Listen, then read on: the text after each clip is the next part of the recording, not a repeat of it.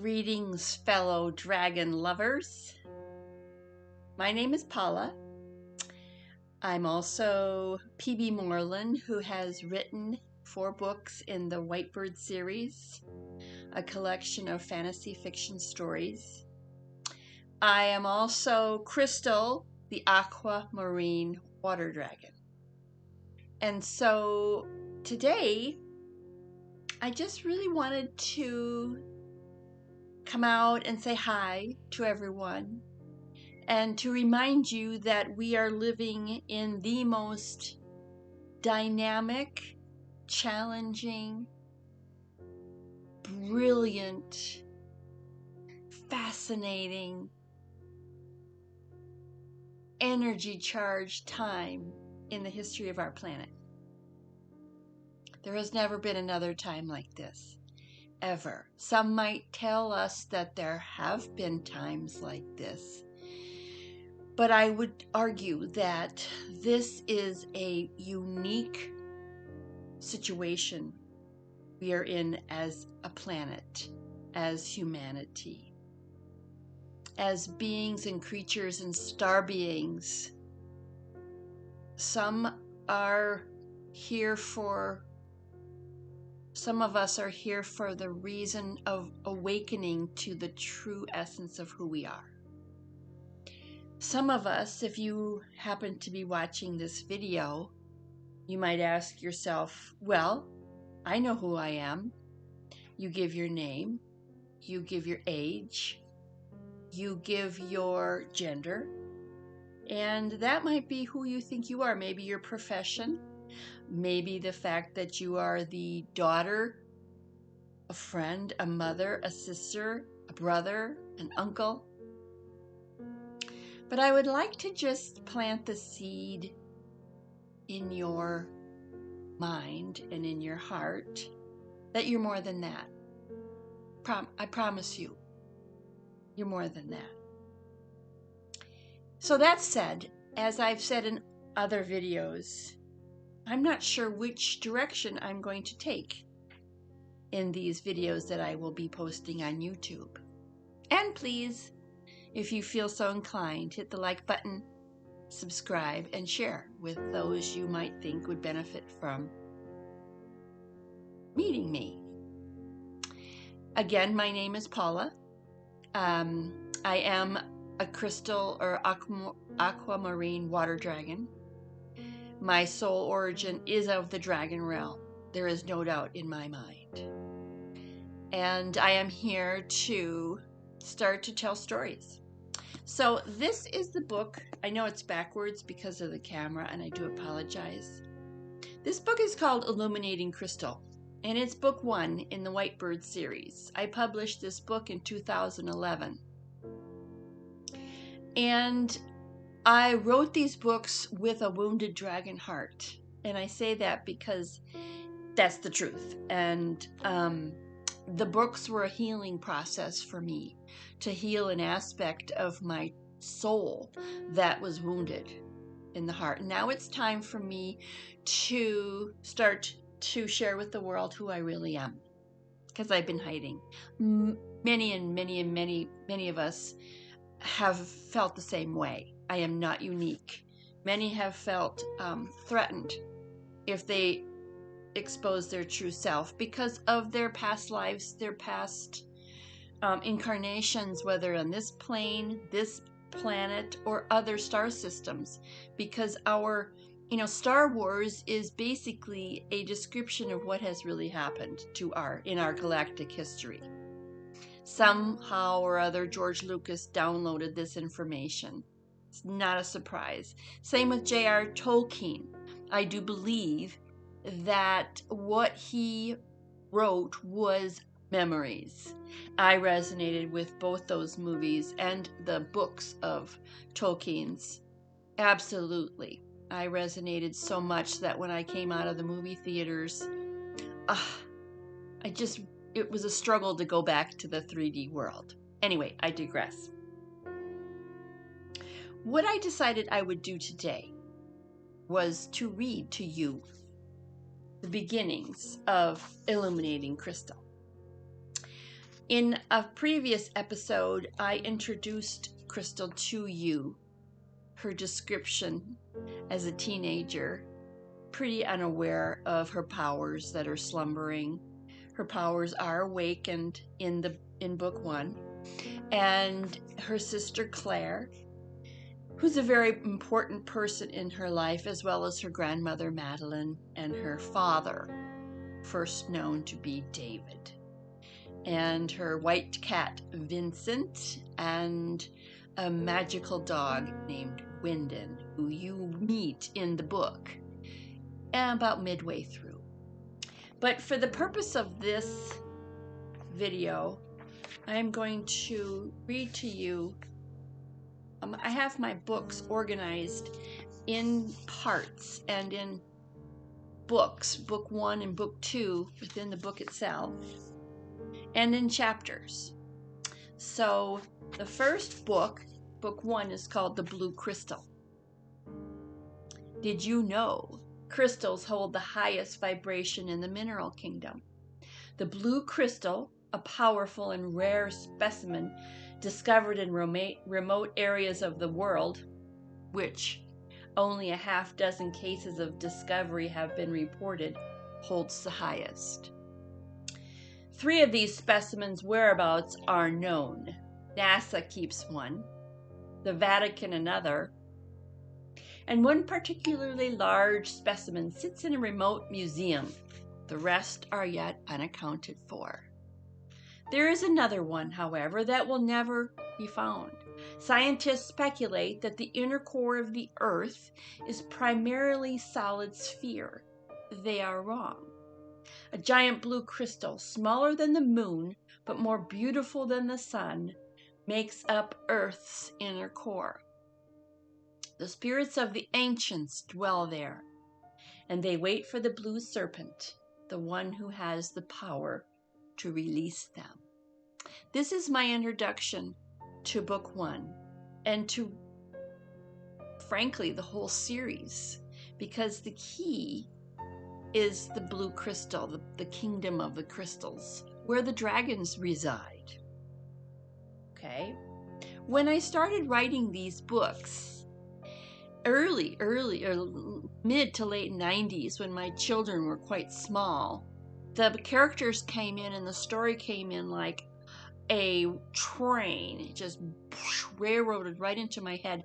And I kept it there, and it simmered and simmered for a very long time because I was a mama. And that was my main role in life. So when my kids grew up a little bit and they started becoming more independent, my little darling girls, whom I love, and I happen to have 2 grandsons now, yay. My children, my daughters, were more independent, and I brought out the story in 2009. Okay, this came to me a long time ago, the story of the blue crystal. Now I'm going to read to you my prologue, which is introducing some characters that are very important throughout the duration of all the books. I introduce them briefly, and they do show themselves in upcoming books. They don't have a large role, but their presence is felt throughout the pages. This is called A Walk in the Stars. The sky was full of stars. Their bright light illuminated the path that the beautiful woman walked on. The colorful light emanating from her was even brighter than the stars as she glided effortlessly through the mist, and her soft white gossamer gown billowed around her slender, regal form.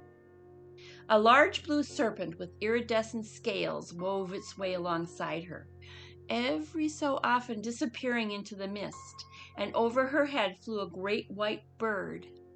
Its wings stirred the air softly and gently brushed her face in its passing. She looked up and smiled fondly, and then, with a mighty downward thrust of its great wings, the white bird soared high up into the night sky and disappeared. 6 women and 1 man waited for the woman to arrive to complete their gathering. He stood with the sisters in a circle and watched the 7th sister, Akasha, appear out of the milky white mist. he thought she was the brightest and the loveliest of them all. Even though he'd known her for many, many years, the sight of her still took his breath away. She was an angel of the highest order. Her smile lit up her lovely face as she greeted them one by one. She took her place at his side. He sat first, and the sisters followed. They all shared their thoughts. Speaking was not necessary for them. He heard her lovely voice in his head. Adamas. Akasha's eyes sparkled, and her lips lifted in a smile. My sisters and I have decided that it is I who will be going. Adamas hung his head. He did not want the sisters to witness his grief. He knew her departure was imminent, necessary, and expected.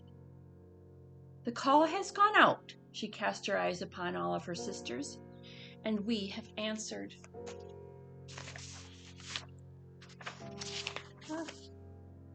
Must you really go? He wished it was not her that would leave, but another sister.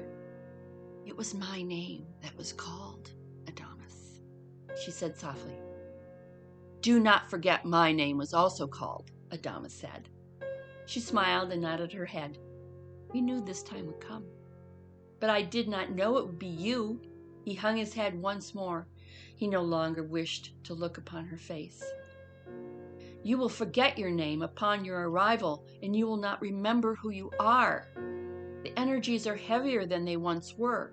The veil is heavy and thick. Your light will diminish. Yes, she smiled, I know. It seems like only yesterday that I visited the blue planet. They called for us then. We answered the call, and then we returned home. This time it will be different. This time I travel alone, and I might not return. He knew this. They all did. It was expected of one of the sisters, and it would be her. The ancients will soon be leaving the blue planet, and the care of Earth will now be up to the humans. Akasha said, I do not travel to teach or to lead. This time I travel to witness something never seen in the history of the humans, and to help anchor in the new energy they will most certainly need. The humans have passed the test, and they are ready. She looked at each of her sisters. Their beautiful colors streamed off of them, casting rainbows into the air. She looked at her beloved Adamas, the one her heart loved the most. You cannot help me, Adamas. Her voice was but a whisper. She knew what he was thinking. I do what I please, he responded. Her twinkly laugh rang through the still air, and the stars danced. You may not find me. I am quite cunning. Besides, you will only be a distraction. She walked towards him and took both his hands. He gripped her hands tightly. I will do what I must. I will not distract you, he said. I made a promise long ago, and now it is time to make good on that promise. And, Adamas, I am of the sky, and you are of the sun. Her blue eyes sparkled.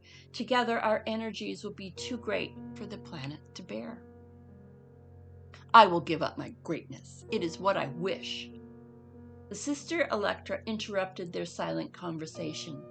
You cannot govern what Adamas does, Akasha. He was a priest of Telos. Do not forget that.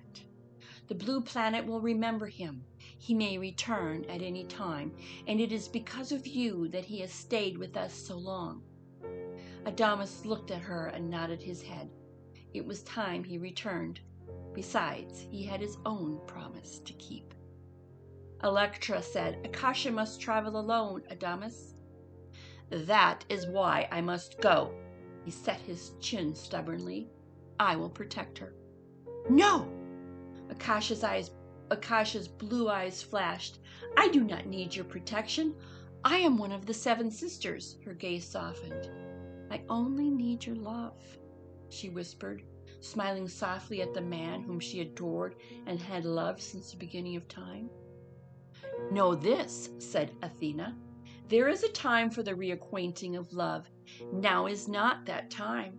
Now is the time for Akasha to visit the blue planet. She will forget who she is, and she will have to remember her greatness, just like the others. That is why she has been called. It is a time of great awakening for the humans. They will need her light. The sister, Anastasia, stood and smoothed the folds of her long green dress. The energies of the blue planet are very strong, Adamus.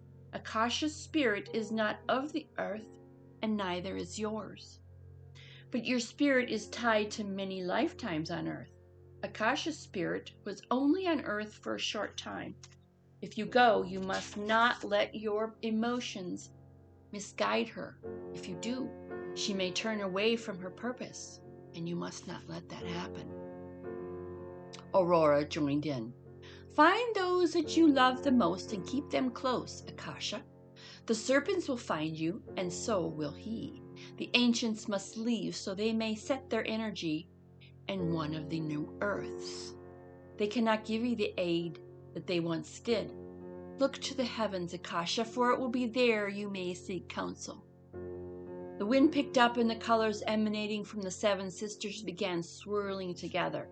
The man watched his beloved Akasha close her eyes and raise her arms high over her head. Her bright light leapt out of the array of colors and soared upward, and in a blink she followed, and then she was gone. Remember, Astra said to the man who looked to the sky, our sister is strong, but her love for you is stronger. Do not interfere with her task as you fulfill your own journey's agenda. Remember what Akasha said. You are of the sun, she is of the sky. If your energies become reconnected, it could prove to be dangerous to those who live upon the blue planet. He thrust his chin. I said I would give up my greatness so that I could be close to her. I will do what I must. The sisters nodded their heads. They knew what he spoke of. Once you have made your choice, you cannot change it, Adamus, Alsoin said. Are you sure that is what you want? He nodded his head. You will have less than half your strength, Aurora said gently. You will not be allowed to gain it back until your mission is done, and she may be gone by then. If I can be near her, then I choose this. I have made up my mind. Once again the sisters nodded, and slowly out of the white mist the blue serpent slithered forward. Adamus smiled at his friend, whom he knew would follow. After all, it was time for her to travel to the blue planet as well. We will be watching you, Adamus, Electra said. We will be watching you both. He watched as all the sisters exploded into 6 colorful beams of light and danced into the night sky. And then, for the first time in hundreds of years, the man sought out the energies of Earth. He immediately felt the tug of her seductive energies. He remembered the feeling quite well. He knew the life he must live. He had an agreement to keep. And out of his love for Akasha, he prepared to give up his power to the sun and return to Terra, the beautiful blue planet. The man looked down and saw the large blue serpent winding its way between his feet. He smiled and nodded at the beautiful reptile whose multitude of blue-hued scales shimmered magnificently. Then he watched the serpent disappear into the mist, knew he would see her again. With arms upraised and eyes to the sky, he called out the name of his ancestors. To them he gave his greatness. He knew that he, like her, would have to forget who he was so that he could experience the remembering. After all, it was what humans have to do in order to evolve. And then he felt himself begin to tear apart, and in one last fiery display, he threw the sun's power out of his hands and gave himself up to the energies of Gaia. In a shower of sparks, the man transformed into 2 beams of blue light and disappeared into the night sky. Are you ready for your next journey? Yes. This is the one we have been waiting for. Yes. Remember.